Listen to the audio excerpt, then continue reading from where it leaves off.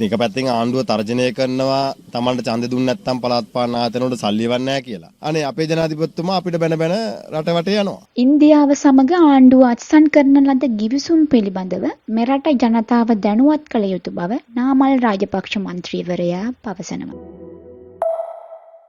මේක පැත්තෙන් ආණ්ඩුව තර්ජනය කරනවා තමන්ට ඡන්දෙ දුන්නේ නැත්නම් පළාත් පාලන ආයතනවල සල්ලි එවන්නේ නැහැ කියලා.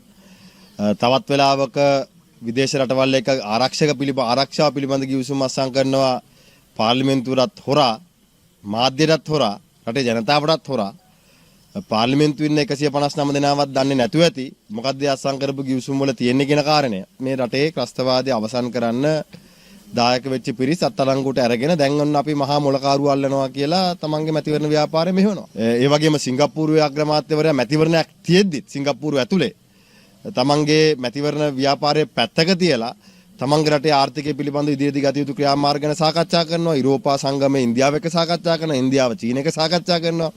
අනේ අපේ ජනාධිපතිතුමා අපිට බැන බැන රට වටේ යනවා. හැබැයි මේ අරුබුදයට මුහුණ දෙන්න එතුමාට සලස්මක් නැහැ.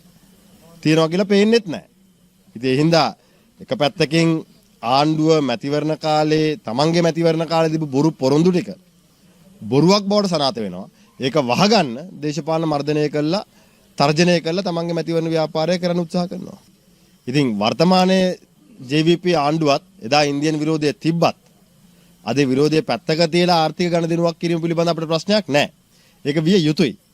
හැබැයි ඒ විරෝධය සංසිඳවා ගන්න, ඒ විරෝධය වහගන්න වෙනත් ගිවිසුම්ගත වෙන්න උත්සාහ කරනවා නම් මේ රටේ ජනතාවට හොරා ඒකට ඉඩ තියන්නත් බෑ. ඒක සාධාරණත් නෑ. මම හිතනවා ඉන්දියන් රජයත් ඒ ගැන අවබෝධයකින් ඉඳී. මොකද ඉන්දියන් රජය තමන්ගේ රටේ ජනතාවට මේව හංගන්නේ නෑ. අපේ ආණ්ඩුව හැංගුවත්. හින්දා මම අපි පැහැදිලිවම ඉල්ලන්නේ මේ ආණ්ඩුව ආරක්ෂක ගිවිසුම සම්බන්ධයෙන් සහ අනෙකුත් ගිවිසුම් සම්බන්ධයෙන් ඉන්දියාව නෙවෙයි ලෝකේ ඕනෑම රටක් එක්ක එළඹෙන ගිවිසුම් සම්බන්ධයෙන් මේ රටේ පාර්ලිමේන්තුවත් ජනතාවත් දැනුවත් කරන්න ඕනේ.